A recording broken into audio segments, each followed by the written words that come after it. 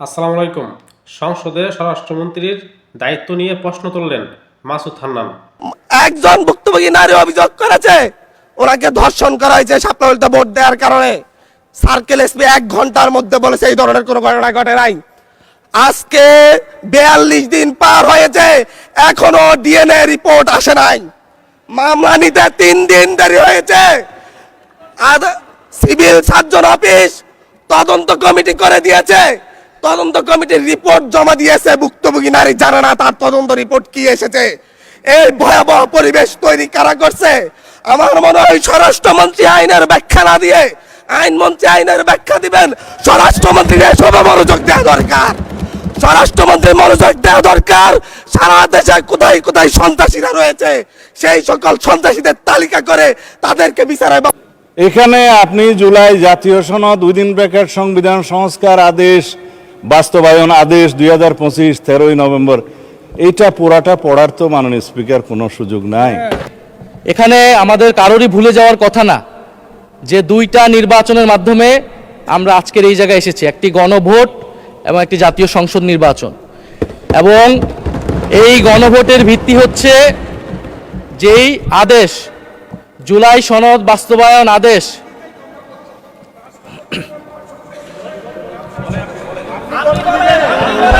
আপনি বলেন মাননীয় সদস্য, আপনি বসুন দয়া করে, বসুন দয়া করে।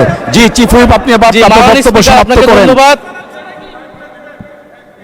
মাননীয় স্পিকার। তাহলে আমরা আর এখানে না থাকি, আমরা তাহলে আর দরকার নেই। মাননীয় চিফ হুইপ, আপনার মাইক অন আছে, প্লিজ ডু কন্টিনিউ। মাননীয় স্পিকার, আমাদের বক্তব্যটা হচ্ছে খুবই সুস্পষ্ট, যেখানে বারবার বিভিন্ন বক্তব্যে আমাদের যে গণভোট হয়েছে, গণরায় হয়েছে, গণভোটের আদেশ ছিল, সে আদেশকে অমান্য করা হচ্ছে, সে আদেশকে অসাংবিধানিক বলা হয়েছে।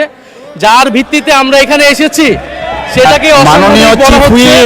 আপনার স্পেসিফিক কিছু থাকলে বলেন, আর না হলে স্পেসিফিক ভাবে বলছি। ফ্লোর দেয়া হয়েছে। মাননীয় স্বরাষ্ট্রমন্ত্রী তার বক্তব্যে বলেছেন সংস্কার কমিটি করার প্রস্তাব এনেছেন। ধন্যবাদ, এইটা ম্যাটারটা রিজলভ হয়ে গেছে। এখানে দাঁড়িয়েছি নিপীড়িত, লাঞ্ছিত, বঞ্চিত মানুষের প্রতিনিধি হয়ে কথা বলতে। আমি এসেছি। ওনার বক্তব্য 6 মিনিট।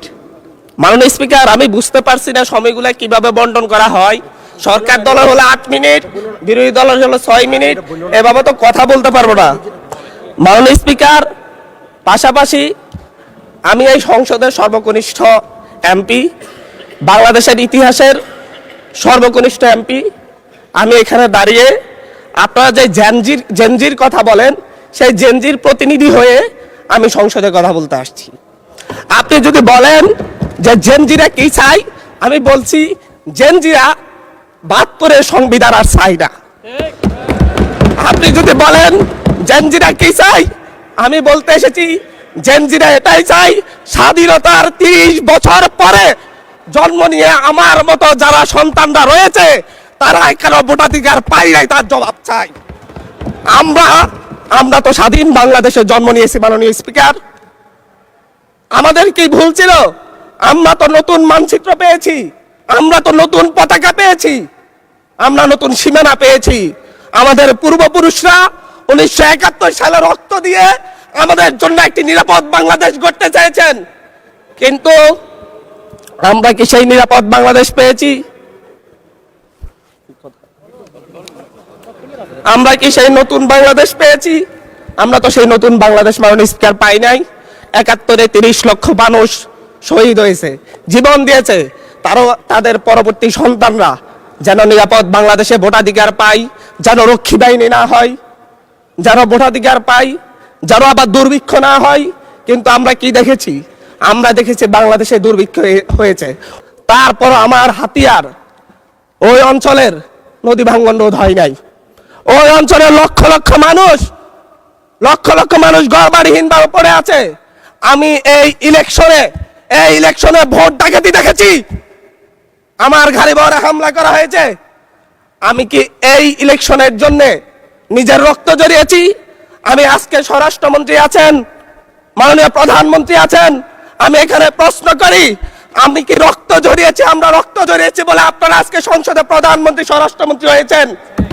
রক্ত ঝরার পরে, রক্ত ঝরিয়ে গুলিবিদ্ধ হয়ে 3 দিনের মাথায় গুলিবিদ্ধ হয়ে দয়া করে 3 দিনের থামুন। মাথায় মাননীয় সংসদ যখন সদস্য, আপনার 144 বক্তব্য ধারা অব্যাহত জারি ছিল, রাখুন। 144 ধারার মধ্যে আবার নিজেই গুলিবিদ্ধ পা নিয়ে বের হয়ে গিয়ে সংবাদ সম্মেলন করে বলেছি আবার রাস্তায় নামুন, হাসিনা পতন হতে হবে। আমরা বলেছি নতুন বাংলাদেশ দিব। আমরা নতুন বাংলাদেশ আবার প্রতারণার রাজনীতি দেখতে চাই না, প্রবঞ্চনার রাজনীতি দেখতে চাই না। যেই গণভোটের পক্ষে আমাদের মাননীয় প্রধানমন্ত্রী প্রচারণা চালিয়েছেন, যে আদেশের পক্ষে মাননীয় সরকার দলীয় সংসদ সদস্যরা প্রচারণা চালিয়েছেন, আজকে এখানে সেই কারণে এটা নিয়ে আবার দীর্ঘ আলোচনা হতে হবে। আমরা 90-এর গণঅভ্যুত্থানের কথা বলে যাই নাই। 3 জোটের রূপরেখা হয়েছে, বাংলাদেশ গণতান্ত্রিক ভাবে উত্তীর্ণ হবে কথা দেওয়া হয়েছিল, কিন্তু 94 সালের মাগুরার নির্বাচন কারা আয়োজন করেছিল? কারা 94 সালে মাগুরার নির্বাচন আয়োজন করেছিল? আজকে আবার এই সংসদে দাঁড়িয়ে আবার এমন একটা ব্যবস্থা নিয়ে যাচ্ছেন, আরেকবার যে মাগুরার নির্বাচন আয়োজন করবেন না, এর নিশ্চয় তাকে দিবে, এর নিশ্চয় তাকে দিবে।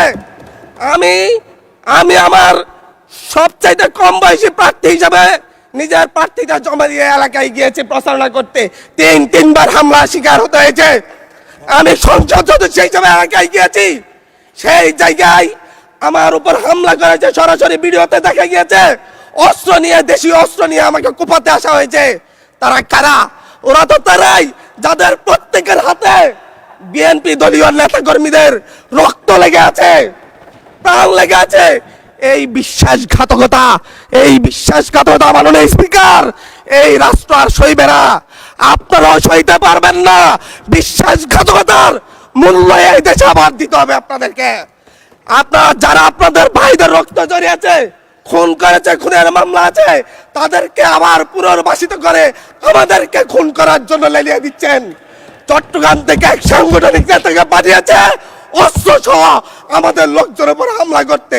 ভোটের দিন সকালবেলা থেকে প্রত্যেকটা ভোট কেন্দ্রে অস্ত্র দিয়ে মহড়া দিয়েছে। 30টা ভোট কেন্দ্রে এনসিপির প্রার্থী, বিএনপি 2জন বিদ্রোহী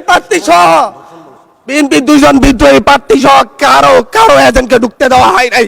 এটার জন্য কি আমরা আমাদের রক্ত জড়িয়েছি? মাননীয় স্পিকার, ইলেকশনের একদিন পরে আমাকে আর 1 মিনিট বাড়িয়ে দিবেন মাননীয় স্পিকার, 1টা মিনিট। স্পিকার, একজন ভুক্তভোগী নারী অভিযোগ করেছে ওনাকে ধর্ষণ করা হয়েছে সাপ্তাহিক ভোট দেওয়ার কারণে। সার্কেল এসপি 1 ঘন্টার মধ্যে বলেছে এই ধরনের কোনো ঘটনা ঘটে নাই। আজকে 42 দিন পার হয়েছে, এখনো ডিএনএ রিপোর্ট আসে নাই। মামলা নিতে 3 দিন দেরি হয়েছে। সিভিল সার্জন অফিস তদন্ত কমিটি করে দিয়েছে, তদন্ত কমিটির রিপোর্ট জমা দিয়েছে, ভুক্তভোগী নারী জানে না তার তদন্ত রিপোর্ট কি এসেছে। এই ভয়াবহ পরিবেশ তৈরি কারা করছে? আমার মনে হয় স্বরাষ্ট্রমন্ত্রী আইনের ব্যাখ্যা না দিয়ে, আইনমন্ত্রী আইনের ব্যাখ্যা দিবেন, স্বরাষ্ট্রমন্ত্রীর এসবে মনোযোগ দেওয়া দরকার। স্বরাষ্ট্রমন্ত্রীর মনোযোগ দেওয়া দরকার। সারা দেশে কোথায় সন্ত্রাসীরা রয়েছে, সেই সকল সন্ত্রাসীদের তালিকা করে তাদেরকে বিচারের ব্যবস্থা করা দরকার। স্বরাষ্ট্রমন্ত্রীর উচিত ধন্যবাদ মাননীয় সদস্য। নেতা কর্মীরা হত্যার শিকার হয়েছে, তাদের বিচারের ব্যবস্থা করা দরকার।